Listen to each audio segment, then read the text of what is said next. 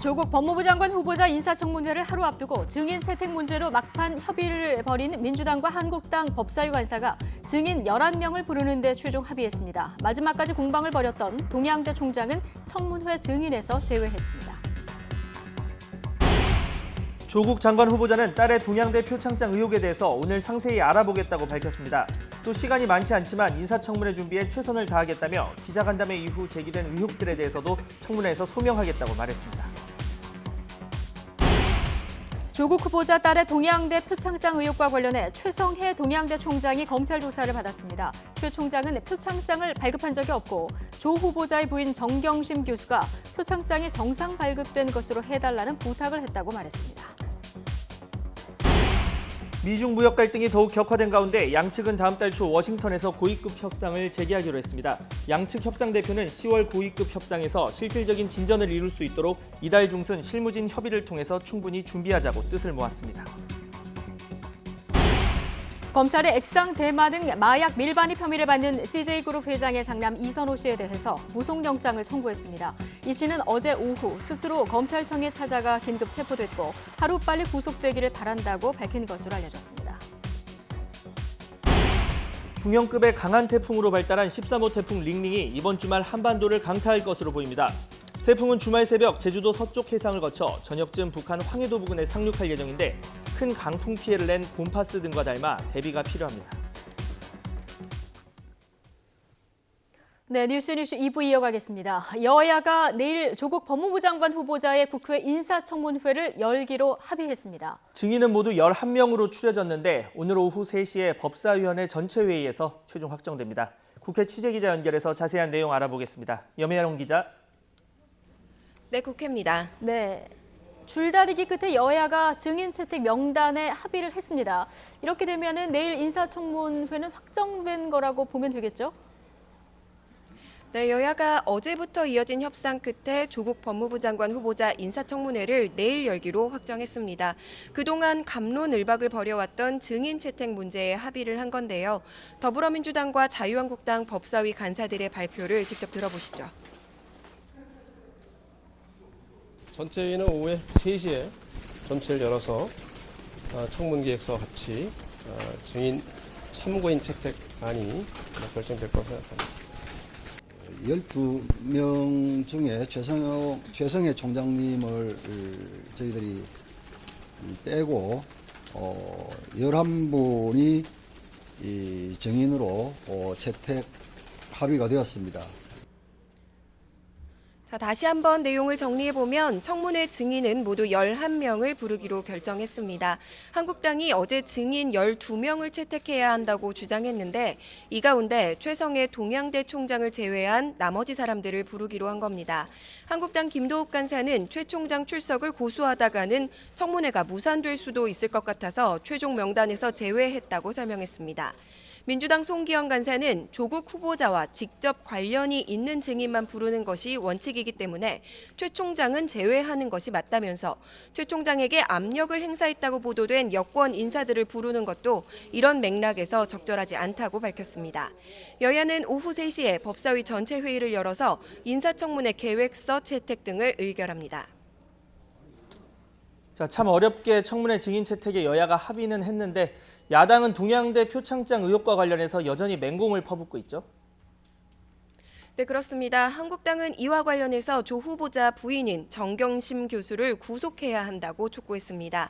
나경원 원내대표는 정 교수의 위조 정황이 계속해서 드러나고 또 증거 인멸도 시도하고 있다면서 이같이 말했습니다. 또 동양대 총장에게 직접 전화를 걸어서 압박했다는 보도가 나온 여권 인사들을 즉각 검찰에 고발하겠다고 말했습니다. 정경심 교수가 동양대 총장에게 허위 진술을 압박한 사실마저 드러났습니다. 대표적인 증거인멸 시도입니다. 당장 정경심 교수를 구속 수사하십시오. 민주당은 실제 통화했다면 오해받을 수는 있는 일이지만 최 총장에게 압력을 가했는지는 더 따져봐야 할 문제라며 진상을 파악해보겠다는 반응입니다. 여권은 또 검찰 수사에 대한 비판도 이어갔는데요. 이낙연 국무총리는 오늘 국회 예산결산위원회에 나와서 검찰이 선을 넘어 정치 행위를 하고 있다고 말했습니다. 검찰도요, 오직 진실로 말해야 되고 자기들이 정치를 다 하겠다는 식으로 덤비는 것은 검찰의 영역을 넘어가는 것이라고 생각합니다. 이와 함께 민주당은 한국당 주광덕 의원이 조 후보자 딸의 생활기록부를 공개한 것은 심각한 위법 행위라며 공세를 멈추지 않고 있습니다. 지금까지 국회에서 YTN 염혜원입니다. 네, 조국 법무부 장관 후보자의 국회 인사청문회가 내일 이렇게 열릴 것으로 보이는 가운데 각종 의혹에 대한 검찰 수사는 연일 속도를 높이고 있습니다. 특히 딸의 학사와 관련해서 후보자의 부인이 부정하게 관여한 정황이 드러나고 있어서 가족과 친인척에 대한 직접적인 조사가 임박했다. 이런 관측이 나옵니다. 취재기자 연결해보겠습니다. 조성호 기자. 네, 서울중앙지검입니다. 네, 자 인사청문회 일정이 합의돼서 조국 후보자 내일은 이제 국회로 가야 되는 상황인데요. 오늘 마지막 출근길에 어떤 얘기를 했습니까? 네, 오전 9시 50분쯤 사무실에 나왔습니다. 기자간담회 이후 언론이 새로 제기한 의혹에 대해서도 인사청문회에서 소명하겠다고 밝혔습니다. 직접 들어보시죠. 국민의 대표 앞에서 아는 것은 아는 대로 다 말씀드리고 모르는 것은 모른다고 말씀드리겠습니다. 언론인 여러분, 그동안 여기서 수고 많으셨습니다. 내일 국회에서 뵙겠습니다. 네, 조 후보자는 인사청문회가 예정됐던 지난 2일 열리지 못하자 여당의 요청에 해명 기자간담회를 열었었는데요. 검찰은 간담회 직후부터 곧바로 주요 참고인들을 소환하면서 수사에 속도를 내고 있습니다. 네, 지금 조국 후보자 딸이 고려대 재학 중에 받은 동양대 총장 표창장. 자, 이 부분이 지금 계속 논란인 상황인데요. 동양대 총장이 오늘 검찰 조사를 받고 나오면서 상을 준 적이 없다. 이렇게 밝혔죠. 네, 어떤 논란이냐 먼저 말씀드리면요. 예. 후보자 딸 조모 씨는 2012년 9월 동양대 총장 표창장을 받은 실적을 부산대학교 의학전문대학원 입학 과정에서 제출했는데요. 표창을 준 당시 어학교육원 원장은 동양대 교수인 어머니 정경심 씨였습니다. 하지만 어제 검찰의 참고인으로 소환된 최성해 동양대 총장은 표창장이 발급된 적이 없다고 설명했습니다. 발급한 적이 없다. 없어요. 제가 모르게 발부가 될 수 없는 게 이제 직인을 찍어야 되지 않습니까? 그러면서 후보자 부인이 사실상 무마 청탁을 했다는 취지로도 말했습니다. 최 총장이 표창 수여를 위임해 준 거로 해달라는 부탁을 받았다는 겁니다. 위임을 아마 줬는 기억이 안 나느냐 그런 거 없다. 그러니까 확실히 위임을 좀 받았다고 좀 해주시면 좋겠다고. 네, 이와 관련해선 부산대 의전원 자기소개서엔 총장이나 도지사, 장관급 이상의 수상 실적만을 기재하게 돼 있어서 어머니인 정 씨가 딸의 입시를 위해서 수상 실적을 만들어낸 것 아닌지 검찰은 들여다보고 있습니다. 딸이 영어를 가르치고 봉사 표창을 받았다고 확답했던 조 후보자도 오늘은 사실관계를 확인하고 있다며 한 발 물러선 입장을 보였습니다. 상세한 내용은 제가 어제 오늘 확인 중에 있습니다. 확인해서 내일 다 말씀드리겠습니다. 오늘 좀 약간 일이 많아서. 검찰은 이 밖에도 다른 학사 관련 이력이 부풀려지거나 꾸며졌는지도 살펴보고 있습니다. 이와 관련해 참고인 조사가 충분히 진행되면 곧바로 후보자 부인 정 씨를 불러 조사할 거란 관측이 나옵니다. 네, 이 조국 후보자 가족이 투자한 사모펀드 관련해서도 의혹이 커지고 있는데요. 지금 후보자 오촌 조카가 의혹의 핵심으로 지목되고 있는 상황입니다. 이 부분 그 수사는 어떻게 되고 있습니까? 네, 말씀하신 오촌 조카는 지금은 수사를 앞두고 해외로 출국한 인물입니다. 오촌 조카 조모 씨는 후보자와 처남 가족이 14억 원을 투자한 펀드 운용사인 코링크 PE의 실소유주로 의심받고 있습니다. 네, 앞서 조 후보자는 부인 정 씨가 오촌 조카로부터 추천받아 펀드에 투자했고 펀드와 관련해서 잘 모른다는 취지로 말했습니다. 먼저 들어보시죠. 저희 집안에서 주식 관련해서 전문가라고 하면 그 친구가 한 명입니다. 그렇지만 그 펀드가 어디에 투자를 하는지 어떻게 운영되는지는 알 수가 없습니다. 네, 하지만 석연치 않은 정황도 많습니다. 코링크가 조 후보자 일가로부터 투자받은 돈을 실제 투자하지 않고 빼돌린 정황도 포착됐습니다. 2017년 7월 출자한 14억 원 대부분이 가로등 전멸기 업체인 웰스 CNT에 투자됐는데요.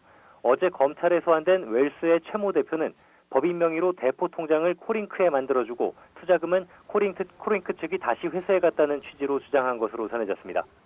검찰에서는 후보자 가족의 펀드 자금 흐름을 진술하고 이와 관련한 법인 계좌 거래 내역 등도 제출한 것으로 전해졌습니다. 검찰은 오늘 오전에는 서울 영등포구에 있는 한국투자증권 지점을 압수수색했습니다. 조 후보자의 재산신고 내역을 보면 부인 정 씨가 한국투자증권을 통해 관리하는 예금이 기재돼 있는데요. 사모펀드 투자를 비롯해 가족의 자금 흐름을 구체적으로 확인하기 위한 증거 수집에 나선 거로 보입니다. 지금까지 서울중앙지검에서 YTN 조성호입니다. 네, 유시민 노무현 재단 이사장은 조국 법무부 장관 후보자 딸의 동양대 총장 표창장 논란과 관련해서 어제 점심쯤 사실관계 확인을 위해서 최성해 동양대 총장에게 전화를 했다고 밝혔습니다. 하지만 유튜브 언론인으로 취재를 위해서 전화한 것일 뿐 도와달라는 제안을 한 적은 없다고 선을 그었습니다. 유 이사장은 오늘 언론과의 통화에서 이같이 말하고 최 총장과 잘 아는 사이로 동양대에서 나간 것이 총장상인지 표창인지 기록이 남아있는지 봉사활동 내용이 무엇이었는지 사실관계를 여쭤본 것이라고 설명했습니다.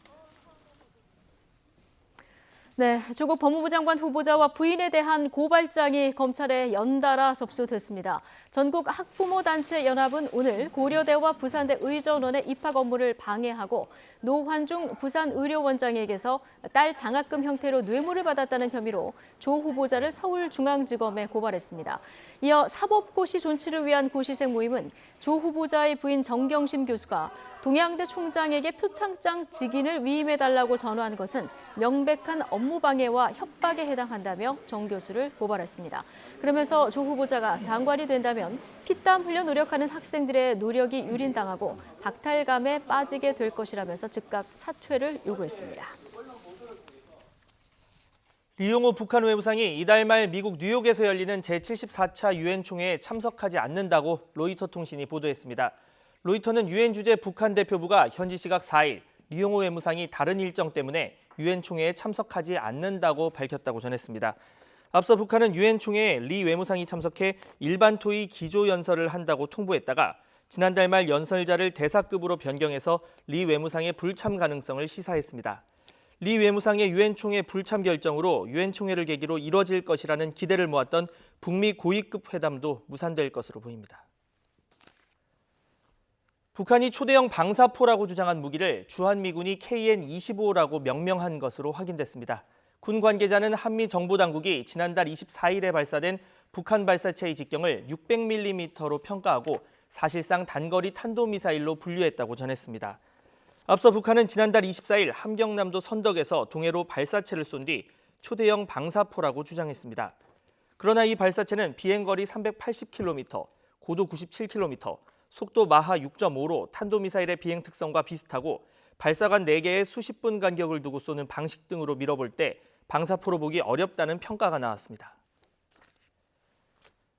도널드 트럼프 미국 대통령이 북한과 이란이 굉장한 나라가 될 수 있다며 정권 교체를 바라지 않는다고 밝혔습니다. 핵 문제와 관련한 합의를 원하지만 대화가 쉽지 않은 상황에서 유화적 메시지를 던진 것으로 풀이됩니다. 김원배 기자가 보도합니다. 트럼프 대통령은 현지 시각 4일 오후 백악관에서 취재진 문답 중 이란 관련 질문에 답하다가 이란은 굉장한 나라가 될 수 있다. 그리고 북한은 굉장한 나라가 될 수 있다고 말했습니다. 이어 그들은 굉장해질 수 있고 우리는 정권 교체를 바라지 않는다고 말했습니다. 트럼프 대통령은 우리는 오래전에 교훈을 얻었다. 그들은 굉장한 나라가 될 수 있다. 우리는 무슨 일이 일어날지 지켜볼 것이라고 강조했습니다. 그러면서 지금 많은 대화가 오가고 있다며 아주 중요한 합의에 이르게 될 것으로 본다고 덧붙였습니다. 트럼프 대통령은 그러나 어떤 대화가 이루어지고 있는지는 설명하지 않았습니다. 트럼프 대통령은 전임인 브락 오바마 전 대통령이 북한 문제가 가장 어려운 문제가 될 것이라고 했지만 그렇지 않았다면서 김정은 북한 국무위원장과의 관계는 좋다. 우리는 무슨 일이 일어날지 지켜볼 것이라고 부연했습니다. 트럼프 대통령은 이에 앞서 4일 오전에도 백악관에서 취재진과 문답 중 이란 관련 질문에 답하면서 갑자기 북한 이야기를 끄집어냈습니다. I think North Korea is a country with tremendous potential, and I think they're going to want to take advantage of it. So we'll see what happens. 트럼프 대통령이 이란 관련 질문에 묻지도 않은 북한을 자꾸 연관지어 대답하는 데는 북미 실무협상 재개가 지연되는 가운데 북한을 협상 테이블로 끌어내려는 유인 의도가 있는 것으로 관측되고 있습니다. 특히 정권 교체를 바라지 않는다는 언급은 북한이 비핵화를 통해 얻어낼 상응 조치로 체제 보장을 염두에 두고 있는 것으로 알려져 있다는 점에서 주목되고 있습니다. 트럼프 대통령이 직접 북한의 정권 교체를 바라지 않는다고 밝히는 건 드문 일입니다.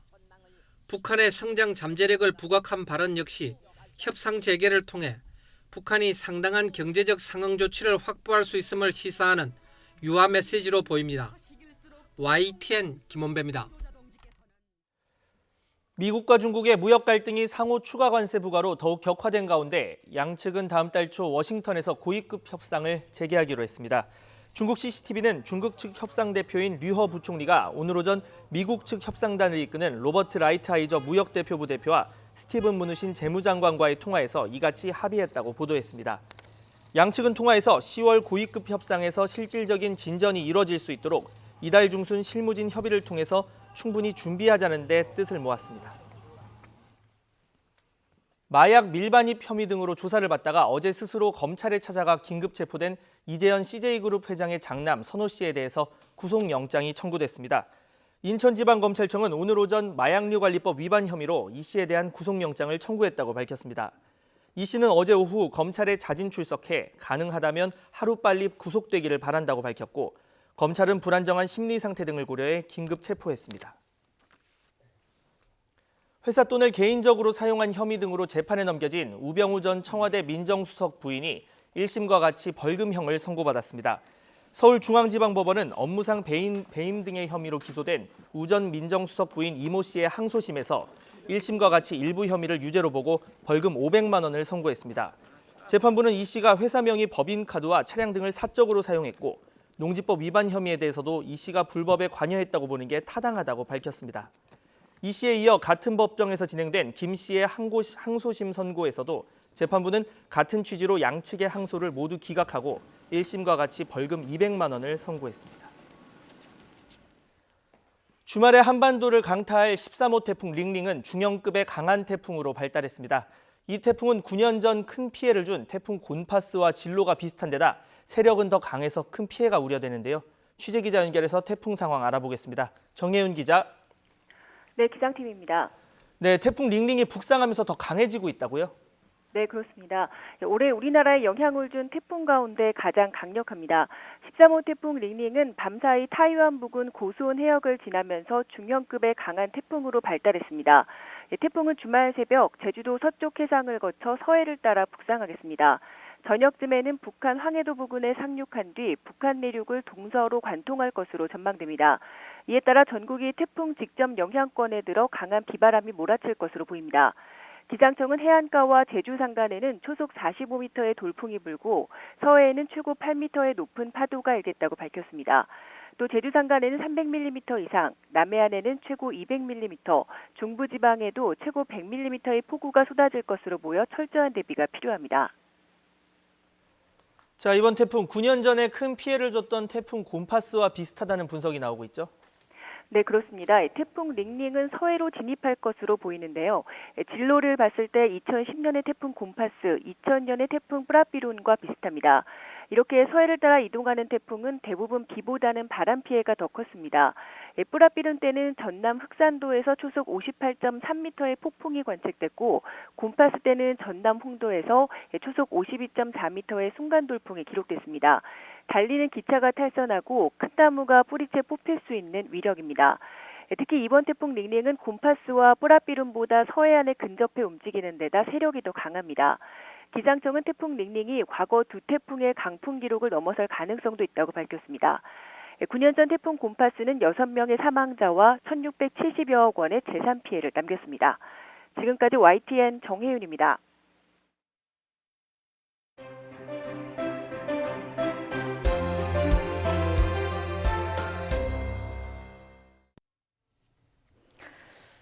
네, 우여곡절 끝에 조국 후보자의 지각청문회가 내일 열립니다. 새로 의혹이 제기된 동양대 총장은 증인 명단에서 빼기로 했습니다.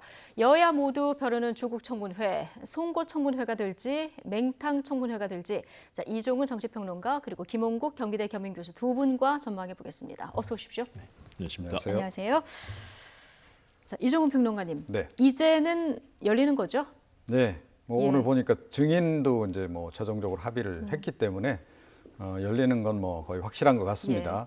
일단 잘했다라고는 말씀 좀 드려야 될 것 같고요. 잘했다. 예. 이번에 인사청문회 없이 아마 그대로 끝났으면 예. 그 후보자가 그냥 기자간담회만 하고 인사청문회 없이 임명을 강행하는 그런 그 나쁜 선례가 남았을 텐데 네. 그나마 다행이다 이렇게 좀 생각을 네. 합니다. 그런데 또 반면에 별로 기대는 안 됩니다. 예, 그러니까 자유한국당이 며칠 전에 이제 그 반박 기자간담회를 했는데 그 내용을 보니 그동안 언론이 했던 검증 그것보다도 좀 오히려 수준이 좀 낮은 네. 그렇게 날카로운 그런 어떤 공방 같은 것 그런 거를 벌일 만한 준비가 좀 안 돼 있다라는 생각이 좀 들었어요. 그래서 개인적으로 솔직히 큰 기대는 안 합니다만 어찌 됐건 인사청문회는 여는 게 정상이기 때문에 개인적으로 환영을 합니다. 네. 예. 총평을 들어보면 잘했지만 기대는 안 한다 이렇게 들리는데요. 어쨌든 오늘 증인 채택 문제로 오전까지 협상을 이어갔는데요. 가장 마지막까지 어려웠던 부분이 이제 동양대 총장. 그런데 동양대 총장을 제외하고 11명으로 지금 합의가 된 이런 상황이에요. 그렇죠. 저는 다행이라고 생각합니다. 네. 입법부가 마지막까지 이런 논란 속에서 마지막이라도 제 역할을 하기 위해서 합의를 해낸 것들. 그리고 인사청문회는 누구를 낙마시키고 이런 차원이 아니지 않습니까? 제대로 정책과 그 후보자의 의혹을 검증해서 도덕성도 입증해야 되는 거고요. 그런 측면에서 내일 여야 간에 여당도 무조건 옹호만 해서는 안 되고요. 야당도 의혹만 제기하면서 제대로 된 그 증거와 또 관련되는 팩트를 내놓고 후보자에게 질의하는 그런 자세가 필요하다고 봅니다. 오늘 결국 이제 11명 마지막에는 93명까지 갔다가 11명으로 최종 확정됐습니다. 최성해 동양대 총장이 최종 제외가 됐는데요. 야당에서는 새로운 의혹이 나왔다. 그렇기 때문에 불러야 된다는 입장이고 여당에서는 이분이 계속해서 이제 검찰 조사를 받고도 총장으로서는 이례적으로 여러 가지 얘기를 다 내놓고 있지 않습니까? 그리고 그동안의 행적이라든가 굉장히 정치적인 그런 이 오해가 있기 때문에 야당에서는 반대를 했고요. 결국은 빼는 걸로. 그렇죠. 여당에서 이런 주장. 결국은 빠져서 최종적으로 11명이 됐는데요. 내일 후보자와 11명의 이 증인들 아주 제대로 증언을 해서 국민들이 가지고 있는 여러 가지 궁금증, 의혹들 이런 부분을 풀어주기를 기대합니다. 예. 지금 이 조국 후보자 정국에서 새로운 쟁점으로 부상한 것이 이제 동양대 표창장 의혹인데요. 그렇기 때문에 오늘 증인 채택 문제도 지금 말씀하신 대로 이 부분에 있어서 마지막까지 실랑이가 벌어진 상황이었습니다. 조국 후보자는 딸이 영어 봉사 활동으로 받았다 이렇게 얘기를 했는데 총장은 준 적이 없다. 거기다 부인의 부탁 전화까지 받았다 이런 얘기가 나왔는데요. 차현주 앵커가 어떤 의혹이 있었던 건지 짚어드립니다. 조국 법무부 장관 후보자의 딸이 부산대학교 의학전문대학원 자기소개서에 수상 실적으로 밝힌 동양대학교 총장 표창장입니다. 표창장을 발급한 어학교육원 원장은 조 후보자의 부인인 정경심 동양대 교수였습니다. 그런데 최성해 동양대 총장은 상을 결제한 적도 없고 준 적도 없다고 밝혔습니다. 이에 대해서 동양대학교는 자료 보존 기한이 지나서 확인이 불가능하다고 밝혔는데요. 논란이 커지자 검찰은 최 총장을 소환해서 조사했습니다. 최 총장은 자신은 해당 상을 발급하지 않았고 특히 조 후보자의 아내인 정경심 교수가 전화를 걸어와서 표창 수여 권한을 위임한 것으로 해달라는 말을 했다고 주장했습니다. 발급한 적이 없다. 없어요. 제가 모르게 발부가 될 수 없는 게 이제 직인을 찍어야 되지 않습니까? 그러면 이제 그 상장을 만들어가 일련 번호를 기재하고 일련 번호가 맞느냐 확인하고 직인 찍어주거든요. 그 일련 번호가 다른데 직인이 찍어줄 수가 없는데 그게 찍겠네. 그걸 제가 모르겠어요. 위임을 아마 줬는 기억이 안 나느냐 그런 거 없다. 그러니까 확실히 위임을 좀 받았다고 좀 해주시면 좋겠다고. 어제 조 후보자는 딸이 실제로 학교에 가서 영어로 가르치는 활동을 했고 표창장을 받은 게 맞다고 해명했었죠. 그런데 오늘 출근길에서는 확인을 하고 있다면서 즉답을 피했습니다. 들어보시죠. 어제 후보자님 해명과는 다르게 동양대 총장은 교육자의 신념을 걸고 표창장을 발급한 적이 없다고 하는데 어떻게 생각하십니까? 상세한 내용은 제가 오늘 확인 중에 있습니다. 확인해서 내일 다 말씀드리겠습니다. 오늘 좀 약간 일이 많아서 빨리 이동하겠습니다. 네, 자 조국 후보자 해명까지 지금 듣고 왔는데요. 동양대 학교 측 그리고 총장 측 해명이 어제 하루 종일 좀 왔다 갔다 했었는데 지금 네. 조금 전에 들은 동양대 총장의 녹취는 조사를 받고 나오는 오늘 새벽 상황의 녹취인 거죠? 네. 예. 그러니까 이제 뭐 검찰 쪽에서도 아마 똑같은 얘기를 하고 나왔을 예. 것으로 이렇게 좀 생각이 됩니다. 그리고 사실은 이제 검찰 쪽에서 압수수색을 진행하지 않았습니까? 그 압수수색 직후에 이미 이제 그 관련 내용들이 조금 이제 보도를 통해서 나오긴 했습니다. 예. 그러니까 이 검찰 쪽에서 확보한 그 표창장과 그 학교 측의 총장 명의로 나가는 상장들의 예. 양식이라든가 또 일련 번호가 다르다는 걸 이제 확인했다는 것이 이제 보도가 나오기도 했었는데 그러니까 예. 그 내용도 지금 이 총장님께서 직접 이제 본인 입으로 좀 이제 확인을 좀 시켜줬죠. 예. 이제 그런 상황이고 또 이제 더 문제가 되는 것은 사실은 이제 일이 벌어지고 난 다음의 일인데 예. 조 후보자 지금 부인이 전화를 걸어서 이렇게 뭐 좀 위임해 준 거를 해줄 수 없겠냐라고 이야기를 했다라고 예. 하는 그 대목. 그걸 보건대는 그러니까 사실은 제대로 공식적으로 위임을 받지 아니한 상태에서 지금 총장 명의의 그걸 좀 임의로 발행했을 가능성이 지금 굉장히 높은 거죠. 예. 예, 이제 그런 것이 또 있는 것이고 또 더불어서 또 여권의 이제 핵심 인사가 전화를 걸어서 약간의 회유성 발언도 좀 했다는 거 아니겠습니까? 예. 이 지금 총장의 주장은 그렇습니다. 예, 뭐 유시민 이사장이 아마 전화를 걸은 것 같고 예. 유시민 이사장은 어찌됐건 뭐 지금 정치권에서 상당히 좀 여권 내에서 대권 주자로 얘기될 정도로 영향력이 높은 인물인데다가 최근 들어서 또 조국 후보자 예. 옹호 발언까지 내놓은 그런 인물인데 네. 그런 인물이 전화를 걸어서 이걸 뭐 위임받은 거로 해줄 수 없겠냐는 식의 얘기를 했다고 한다면 예. 이것도 상당히 이건 좀 이제 그 부적절한 그런 예. 그 행위가 되는 것이고 사실은 이번에 드러난 그 동양대 관련한 의혹이 사실이라면 다른 후보자 같으면 아마 이 건 하나만으로도 예. 낙마하고도 남을 만한 사안이다 이렇게 생각합니다. 일단 수사 상황은 저희가 좀 지켜봐야 되겠습니다만은 일단 이 총장 얘기로는 표창장을 준 적이 없다 하나 하고 부인 그리고 이 여권 관계자로부터 어떻게 좀 위임을 한 것이다 이렇게 말해달라고 부탁을 받았다 이제 주장은 이런 거 아니겠습니까? 하나씩 보면은 일단 동양대가 좀 서울에서 멀리 있어서 이 타대학 학생에게 이런 표창장을 주느냐 이런 얘기가 처음부터 있었거든요. 어떻게 그렇죠. 보십니까? 예. 그런 얘기들이 있었고요. 저는 네. 일단은 첫 번째로는 최 총장이 일단 얘기를 했습니다. 예. 얘기를 했는데 과연 그 얘기가 어느 정도 진실에 부합되는 것이냐. 왜냐하면 표창장 얘기도 그렇습니다. 여권에서 나오고 있는 얘기에 따르면 또 다른 총장의 직인이 있다. 대개 보면 학교로 그렇거든요.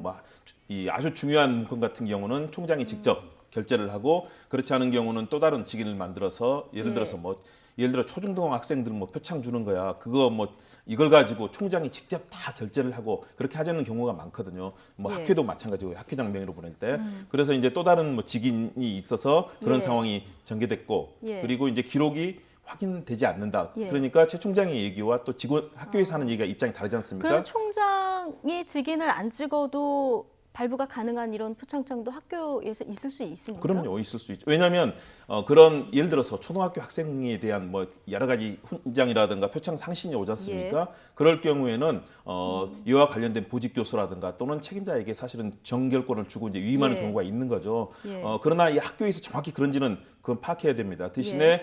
총장도 정확한 증거를 대면서 얘기하는 것이 아니라 예. 이렇게 들었다. 기억이다. 마찬가지입니다. 예. 그리고 또 전화가 왔다는데 얘기가 다 다릅니다. 사실 확인차 전화 걸었다는데 이 얘기를 이 최 총장은 여기에 대해서 무마라든가 위임을 예. 해달라는 그런 얘기로 지금 얘기를 예. 하거든요. 그런데 최 총장이 그동안 했던 그 발언들을 본다면 특히 이제 교회 언론인의 이 이사장을 맡고 있지 않습니까? 네. 여기에서 이제 공식 성명서를 냈습니다. 거기 예. 보면 그런 내용들이 나오죠. 조국 후보자 빨리 이 조국 빠를 쪼 국명국 그래서 빨리 국면을 마무리하고 사퇴하라라는 그런 예. 성명서인데요.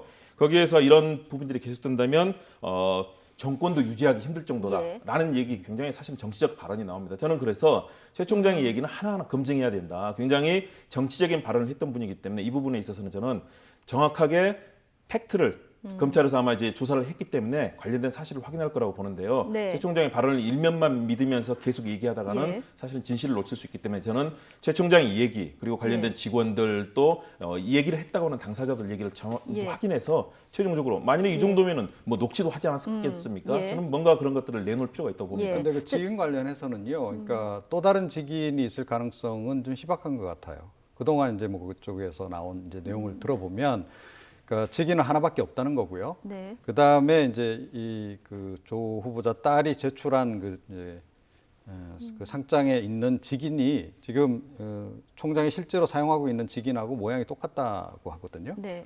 그러니까 그 부분 뭐 다시 확인해봐야 되겠습니다만 예. 일단은 뭐 제2의 직인은 없는 거로 지금 현재까지. 예. 그것도 추정이라고 네. 말씀하셨기 때문에 예. 저는 추정이 아니고 언론 보도 나온 내용대로 제가 언론 보도가 과연 정확한지는 네. 또 검증해야 예, 되겠죠. 알겠습니다. 지금 어쨌든 검찰이 여기에 대해서 들여다보고 있기 때문에 수사를 통하면 뭐 정확히 밝혀질 거라고 보고요. 지금 앞서서 이 동양대 총장이 지목을 했었던 그 여권 인사가 누구냐.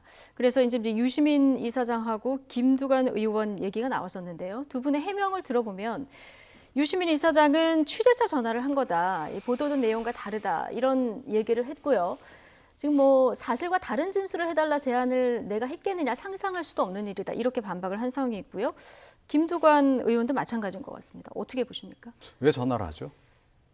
그러니까 취재차 전화를 했다 지금처럼 이렇게 얘기를 하고 민감한 있습니다. 시기에 예. 본인들이 그 여권 내에 차지하고 있는 위치가 있는데 전화 자체가 부적절하다. 그렇죠. 전화를 하는 것 자체가 이건 오해를 당연히 예. 유발할 수 있는 거고 여러 가지 의혹을 유발할 수 있는 건데 본인들이 스스로 그 의혹에 당사자로 뛰어들려는 생각이 없었다면 예. 이런 전화는 절대 하지 않는 게 정상인 거 아닙니까?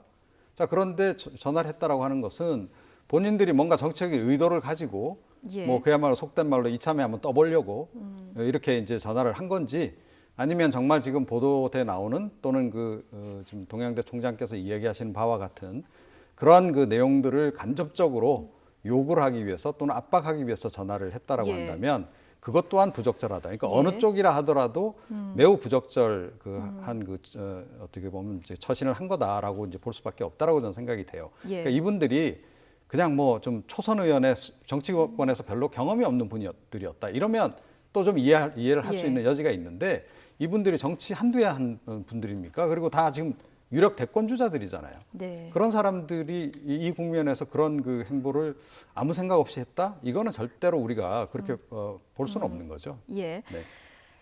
지금 뭐 이 총장하고 지금 나오는 이 두 분과의 통화 내용 뭐 녹음을 해놓지 않은 이상은 두 분이 정확히 어떤 얘기를 했는지도 알 수는 없습니다만은 일단 통화 자체가 이 두 분의 어떤 그 위치를 봤을 때 부적절하다 이런 의견을 주셨거든요. 어떻게 보십니까?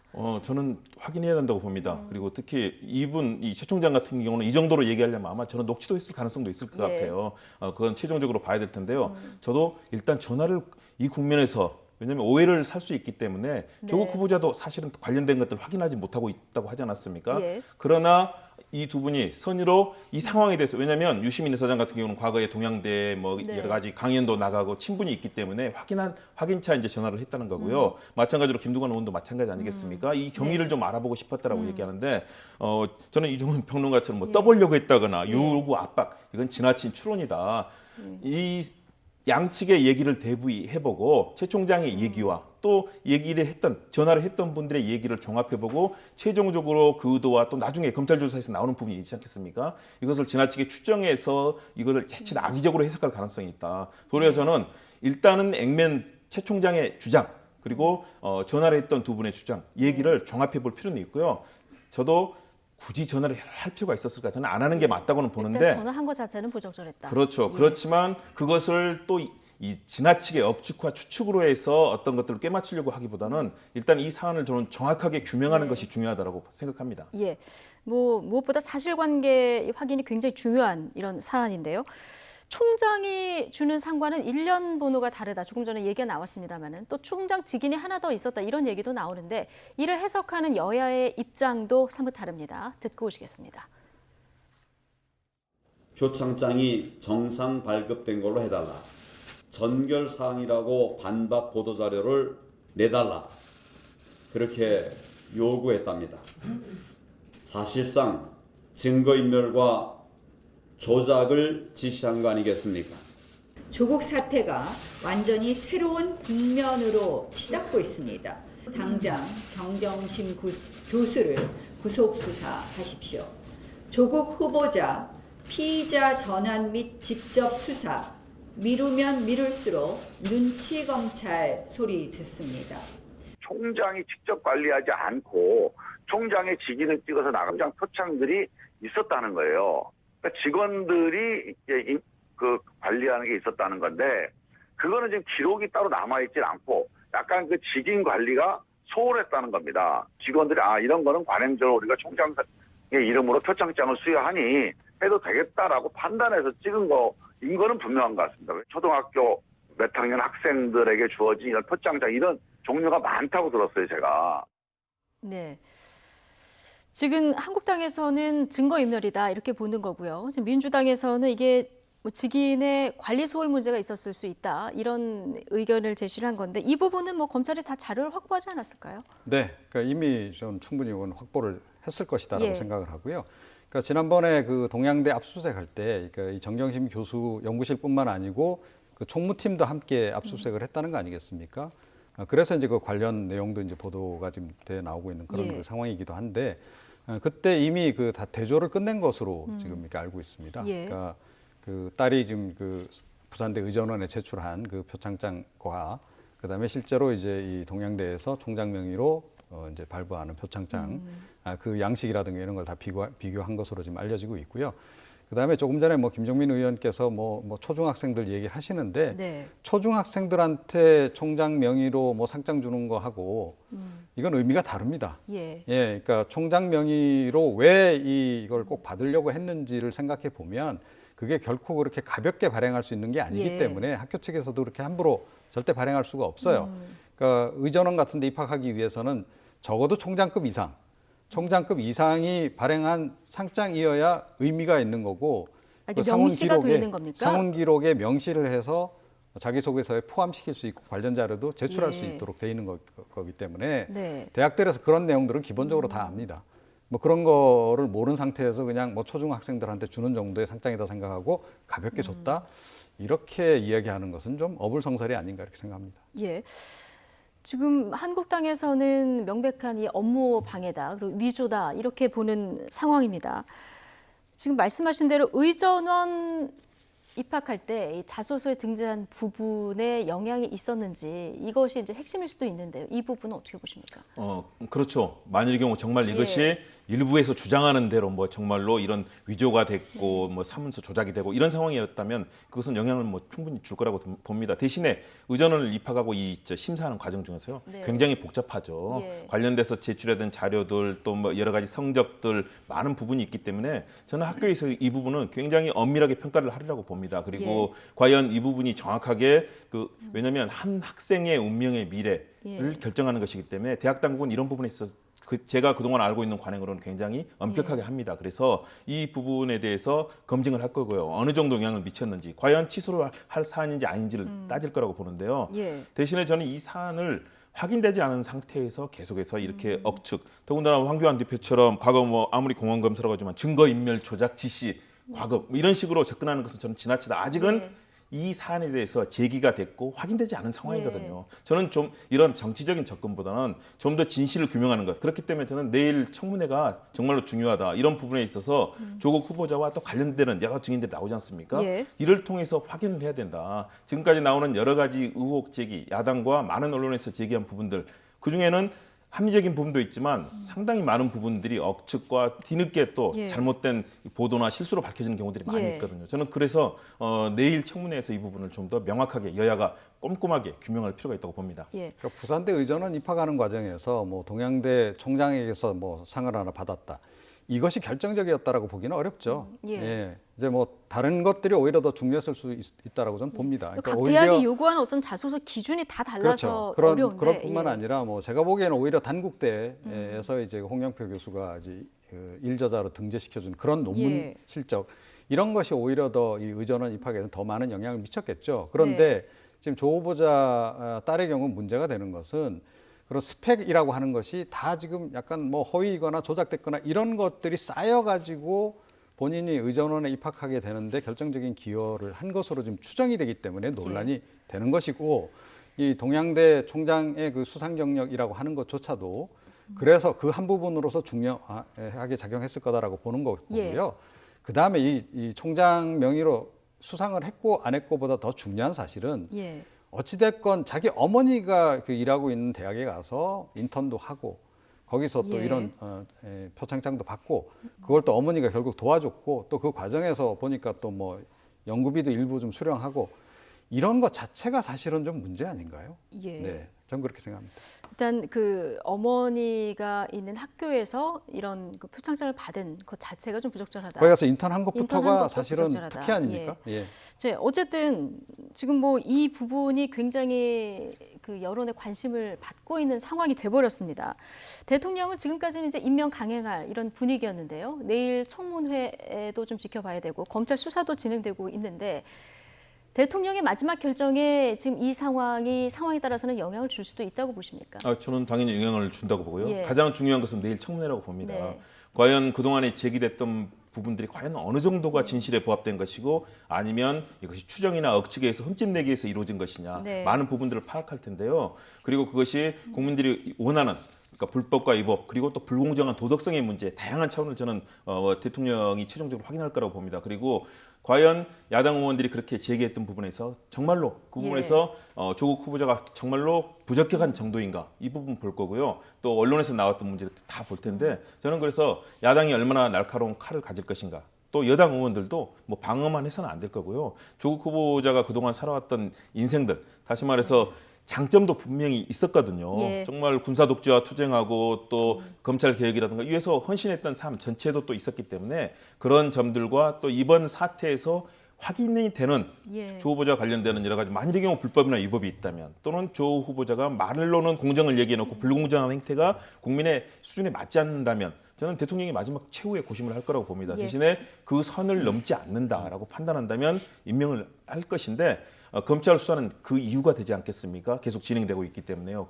그리고 나오고 있는 것들도 아직은 확정되지 않은 사실들입니다. 그렇기 때문에 저는 내일 청문회가 정말 중요하다. 그리고 야당 의원들이 결국은 그렇게 사실은 청문회 안 하고 낙마시키려고 얼마나 노력했습니까? 이제 마지막 하루지만 중요한 장이 남았습니다. 내일 제대로 또 검증하는 절차가. 그래서 대통령에게도 아마 굉장히 중요하고 이 장면을 지켜볼 것이라고 생각합니다. 어렵게 합의한 만큼 그 내일 청문회 국민들의 시선도 굉장히 많이 쏠릴 것 같은데요. 늦게 합의한 조국 청문회 두고 한국당 내부에서 그런데 지금 양분된 목소리가 나오고 있습니다. 증인 없는 청문회라도 하자는 중진들도 있었지만 굴욕적인 백기투항이다. 공개적으로 나경원 원내대표 사퇴를 주장하는 목소리까지 나왔습니다. 함께 들어보시겠습니다.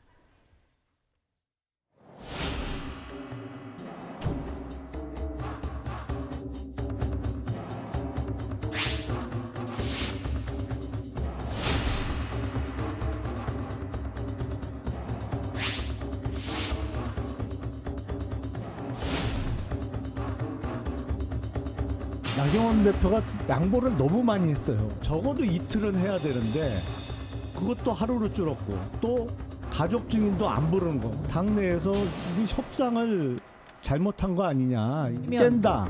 그러면 사실상의 원내대표에 대한 불신임이죠. 그렇죠. 원내대표 나가란 얘기밖에 안 되거든요. 나가란 얘기죠.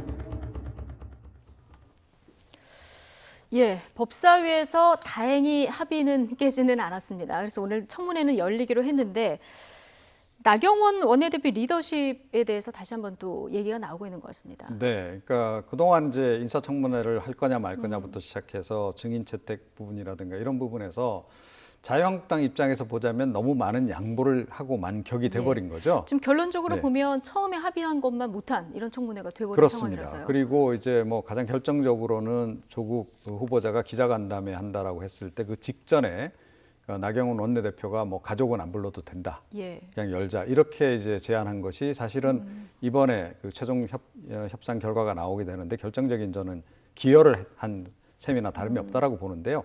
이게 이제 자유한국당 쪽에서 보자면 굉장히 굴욕적인 협상으로 이제 끝난 상황이 돼버린 거죠.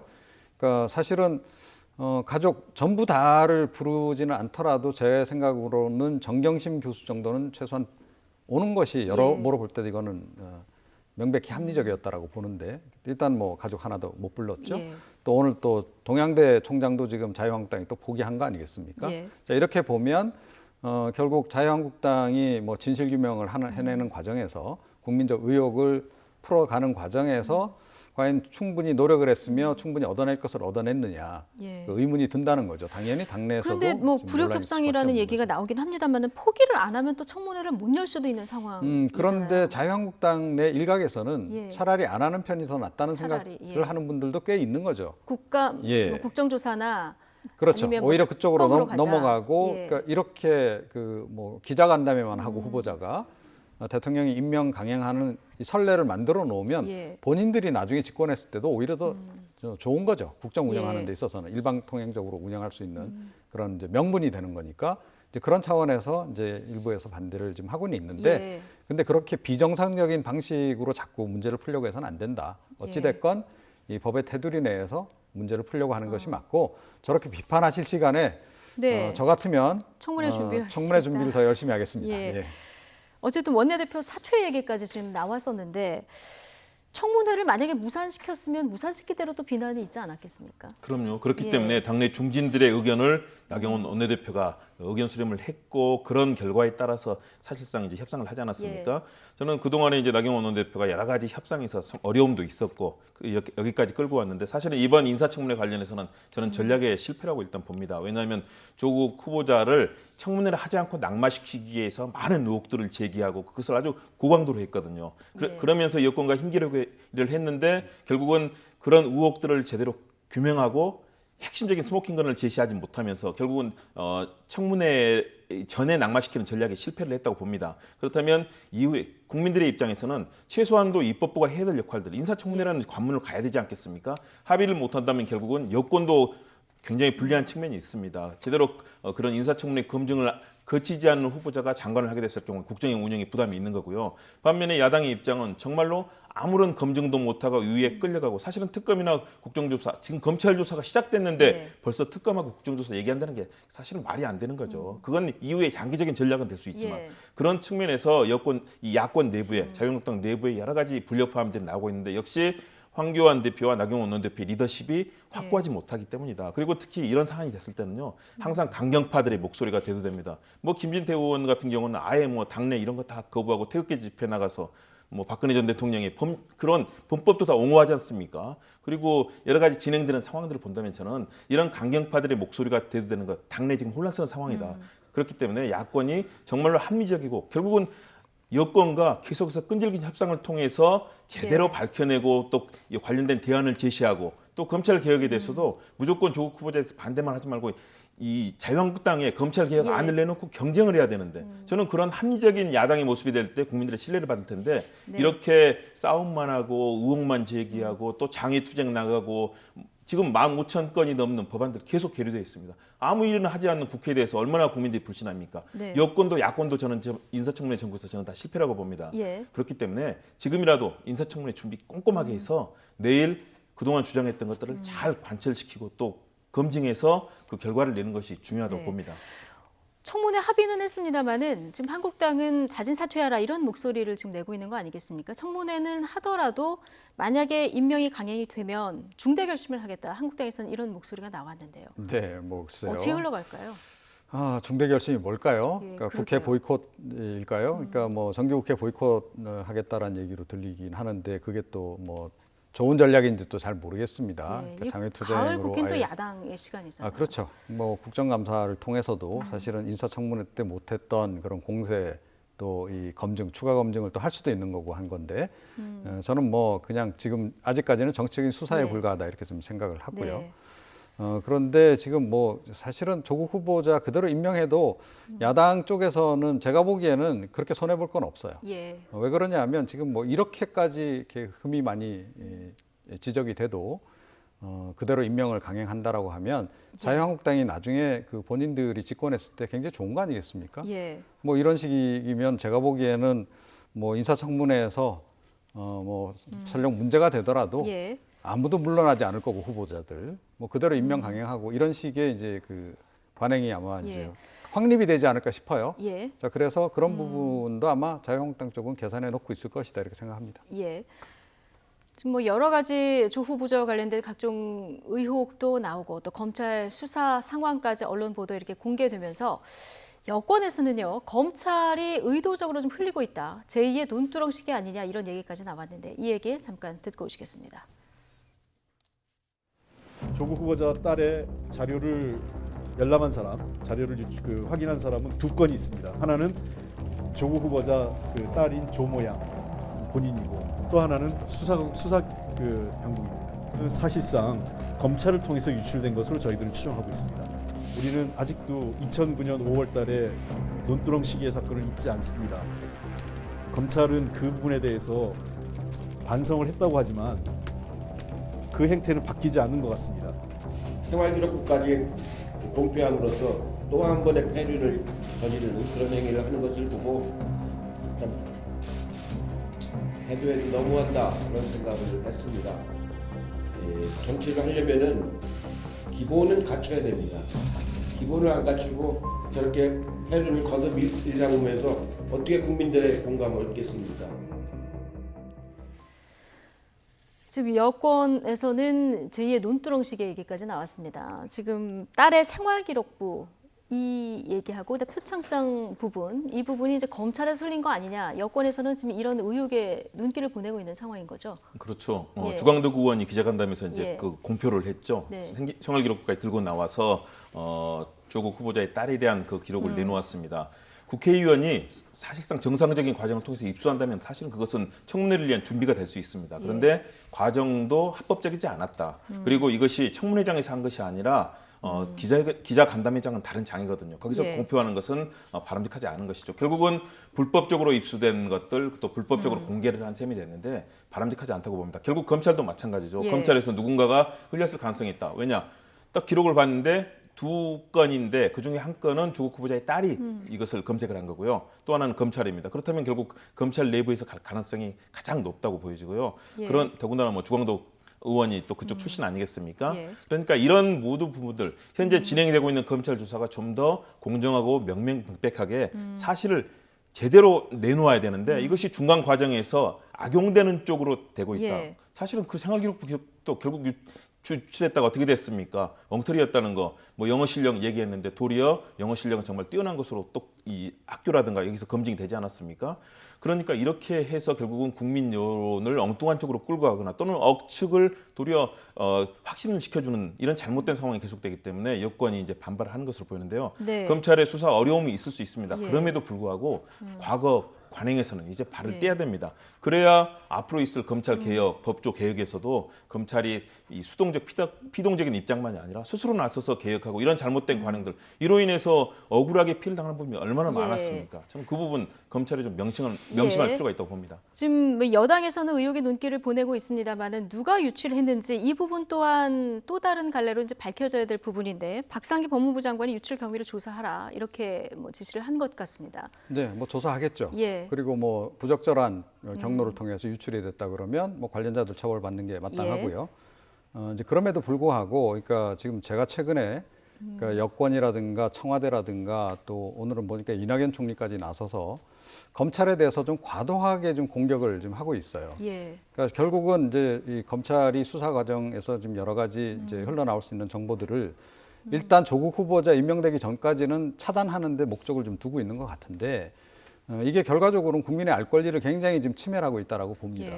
그러니까 검찰 스스로도 좀 그러다 보니까 지금 뭐 함구령을 내린 상태여서 국민들이 좀 알아야 되는 수사 과정상에서 드러나고 있는 여러 팩트들조차도 지금 전혀 파악이 안 되고 있다. 이런 것은 사실은 좀 과도한 그 언론 침해, 언론 그 취재 활동 침해인 동시에 검찰에 대한 과도한 그러니까 족쇄를 좀 물리는 거다라고 저는 생각합니다. 그리고 아니 윤석열 그 검찰총장도 임명 강행한 케이스 아닙니까?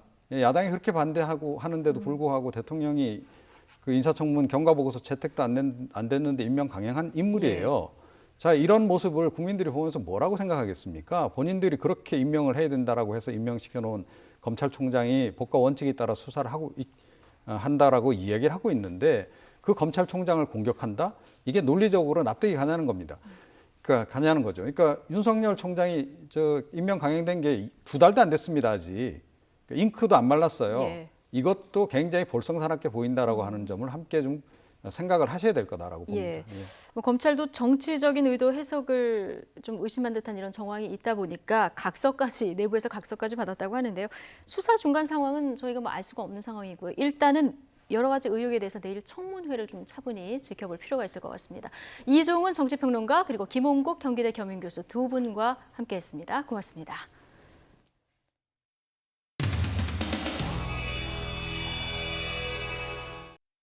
오늘 저기 당 246호 지난번에 연청으로 근데 지금 저희 지금 인터뷰 있어서 어떻게 좀 당이 이제 우리가 되는 건가요?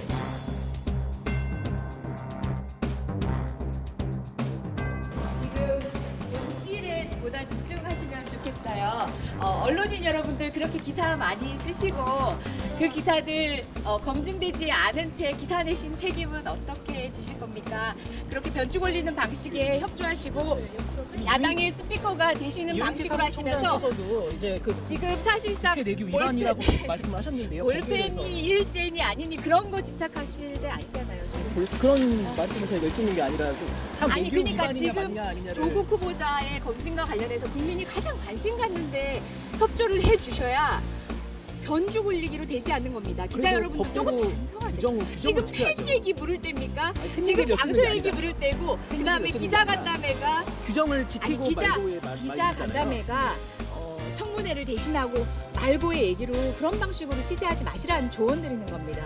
제가 말씀드리는 거는 이와 같은 방식으로 해서 지금 사소한 변두리에 있는 것들로 국민의 시선을 돌리지 마시라는 얘기입니다. 돌리지 말라는 게 민주당도 법을 지켜서 다 같이 해야죠. 당연하죠. 내규 사항을 충분히 지켜야 되고요.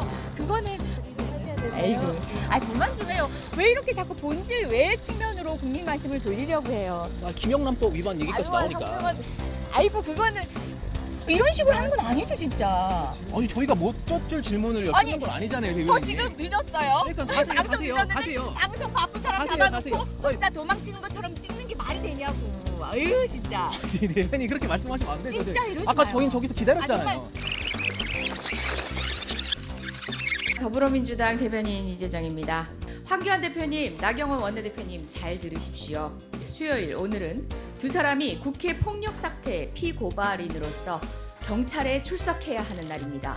두 대표님 반드시 경찰에 출석하시기 바랍니다. 황교안 대표와 나경원 원내대표 더 이상 도망치지 마십시오.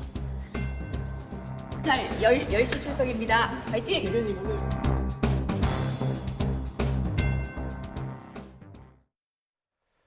생활고를 비관해서 일가족과 함께 목숨을 끊었다. 안타까운 소식이 또 전해졌습니다. 어제 오후 대전의 한 아파트에서 44살 A씨가 화단에 쓰러져 숨진 채 발견됐습니다. 집에서는 부인 그리고 각각 10살도 되지 않은 자녀 2명도 숨져 있었습니다. 숨진 가장의 소지품에서는 경제적인 문제로 힘들다 이런 메모가 나왔고요. 또 집에서는 7달치 우유 대금 25만 9천 원이 미납됐다는 고지서도 나왔습니다. 경찰은 외부 침입 흔적이 없는 점으로 볼 때 가장이 일가족을 살해하고 목숨을 끊은 것으로 보고 있습니다. 그 집 되게 밝아요, 애들도. 그리고 인사성도 얼마나 밝고. 어제 아침에도 같이 나갈 때 봤는데.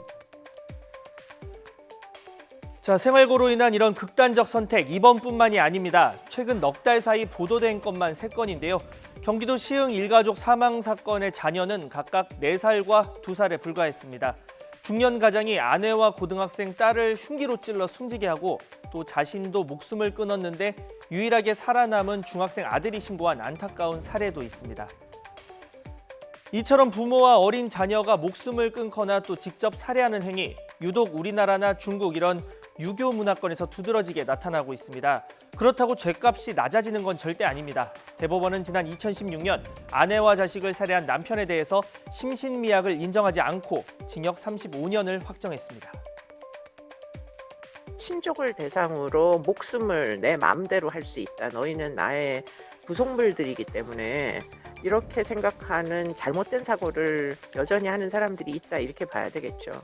자식에 대한 책임감이라고 미화시키는지도 몰라요. 어쩌면 공반 자살이 절대 아니고 이거는 범죄다, 이런 인식 전환이 필요한 걸로 보이고요. 자, 과연 해결책은 없을까요? 앞서 의정부 일가족 사망 사건의 경우 월 150만 원 정도 수입이 있었지만 은행과 대부업체 빚이 2억 정도로 실제 250만 원이 이자로 나가는 상황이었습니다. 이런 경우 먼저 구청 등의 긴급 구조나 생계 지원 요청을 해야 합니다. 그리고 이제 빚을 어떻게 해야 할지 따져봐야 하는데요.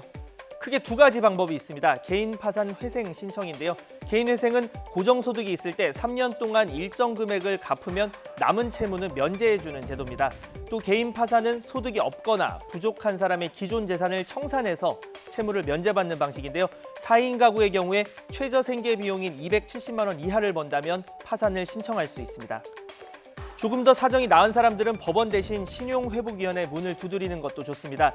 연체 90일 이내 그리고 그 이상으로 나눠서 이자를 줄이거나 아예 탕감해주고 또 원금도 분할 상환할 수 있는 프로그램이 있습니다.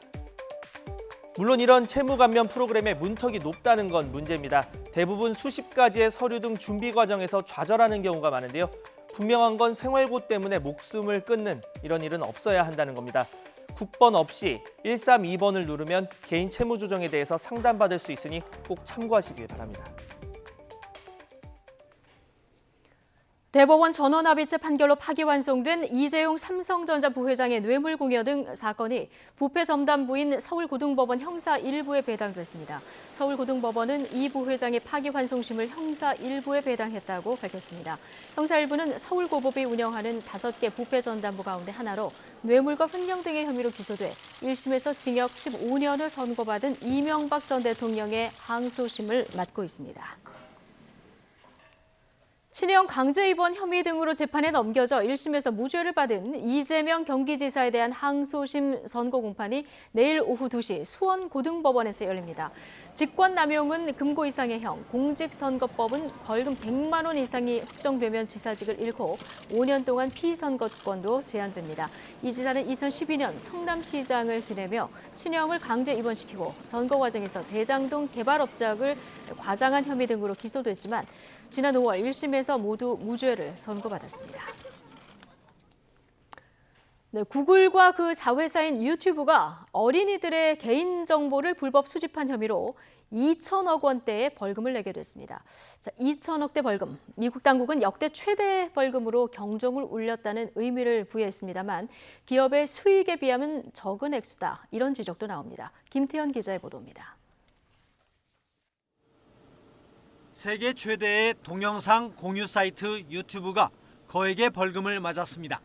미 연방거래위원회는 구글과 유튜브에 어린이 개인정보를 불법적으로 수집한 책임을 물어 1억 7천만 달러, 우리 돈 2,050억 원의 벌금을 부과하기로 회사 측과 합의했습니다.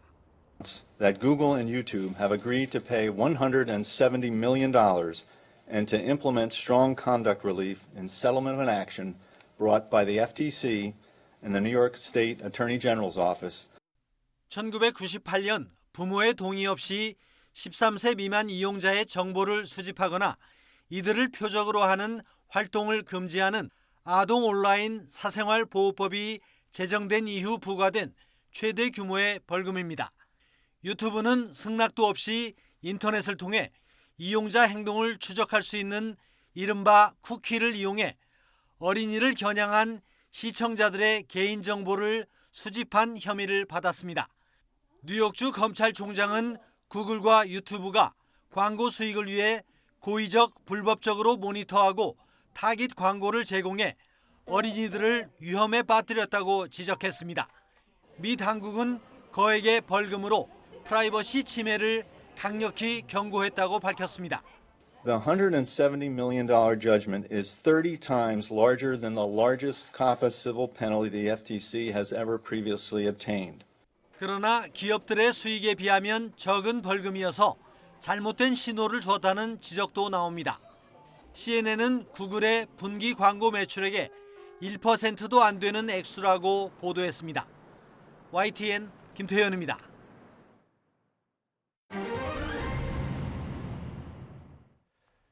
어제 캐리람 홍콩 행정장관이 송환법의 완전 철회를 전격 발표했습니다. 하지만 사태가 가라앉을지 여부는 여전히 불투명한데요. 시위 지도자들이 나머지 4개의 요구사항 수용도 주장하고 있기 때문입니다. 베이징 연결해서 향후 전망 알아보겠습니다. 강성욱 특파원. 네, 베이징입니다. 네, 어제 캐리람 행정장관이 송환법 완전 철회를 발표했는데요. 시위 지도부의 입장 어떤 상황입니까?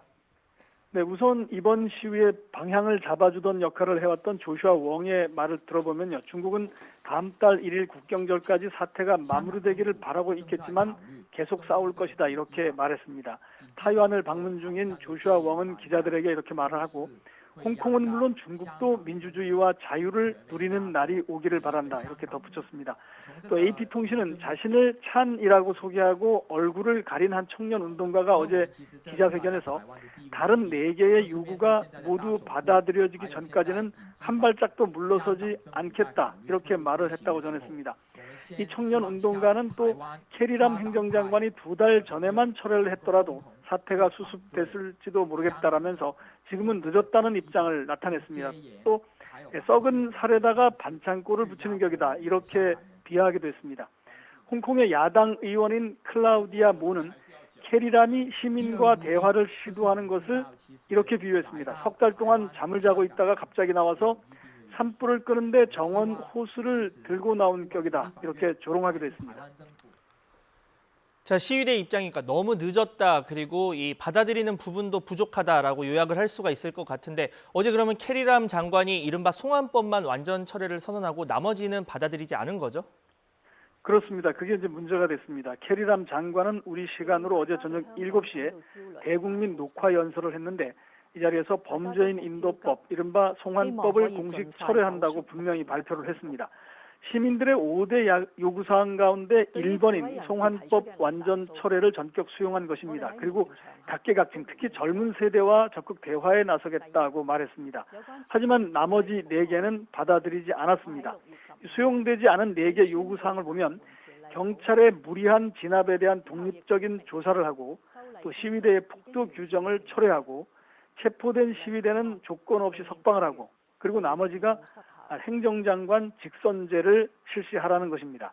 이 중에 경찰의 무리한 진압을 독립적으로 조사해달라는 부분에 대해서 캐리람은 경찰 민원처리위원회라는 기존의 기구에 2명을 이것을 위해서 추가로 지명하겠다 이렇게 말을 했는데 이것도 시위대의 독립적인 조사 요구와는 한참 거리가 있는 것으로 보입니다.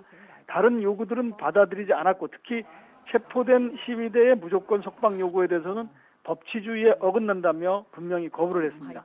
캐리람 장관은 나아가서 지금 가장 시급한 것은 폭력의 중단이다. 그렇기 때문에 정부는 앞으로도 불법 폭력 행위에 대해서는 법 집행을 엄격히 하겠다. 이렇게 분명한 입장을 밝혔습니다. 자, 그래도 시민들의 입장에서는 가장 중요했던 송환법 철회라는 성과를 거뒀다. 이렇게 볼 수도 있을 것 같은데요. 그렇습니다. 홍콩 시민들은 홍콩 정부와 여당이 강력하게 밀어붙였던 송환법을 보셨다시피 석 달간의 격렬한 시위로 결국 백지화시키는 데 성공을 했습니다.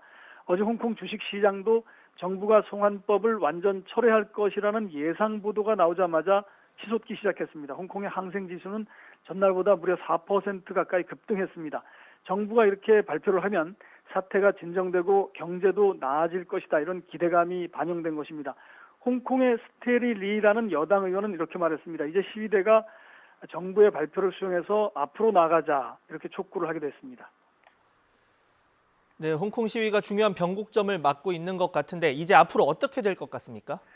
일단 시위 지도부는 이번 주에 예정된 집회를 그대로 강행하겠다는 입장인 것으로 알려졌습니다. 이번 주에 많은 집회가 예정돼 있습니다. 내일도 있고 주말에도 있습니다. 실제로 어제 캐리람 장관의 발표가 나온 뒤에도 일부 홍콩 젊은이들이 시내 지하철역에 모여서 자유를 위해서 싸우자 이렇게 외치다가 경찰에 의해서 강제로 해산되기도 했습니다.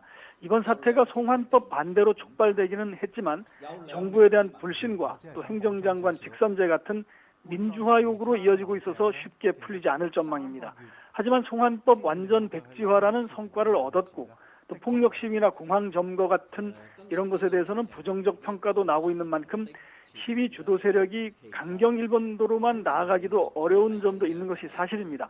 아마도 이번 주말 상황을 좀 지켜보면 어떻게 될지가 조금 더 윤곽이 드러날 것 같습니다. 중국 정부 입장을 좀 보면요. 어제 송환법이 철회될 것이라는 보도가 나오자 질문이 있었습니다.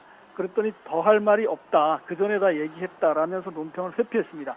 중국 정부가 그때그때 개입한다는 인상을 주기보다는 일단 홍콩 행정장관이 중심이 돼서 이번 사태를 해결하는 것을 좀 지켜보겠다. 이런 입장인 것 같습니다. 지금까지 베이징에서 YTN 강성웅입니다. 태풍이 몰고 온 다량의 수증기가 정체 전선을 한층 더 강화하고 있습니다. 조금 전부터 서울에도 비가 내리기 시작했고요. 앞으로 빗줄기는 점점 더 굵어지겠는데요. 내일까지 중부지방을 중심으로는 이렇게 집중호우가 쏟아질 것으로 예상됩니다. 나오실 때는 튼튼한 우산을 준비해 주시고요. 빗길 교통안전에도 각별히 유의하시기 바랍니다. 현재 레이더 영상을 살펴보도록 하겠는데요. 서해상에서 붉은색의 강한 비구름대가 계속해서 유입되고 있습니다.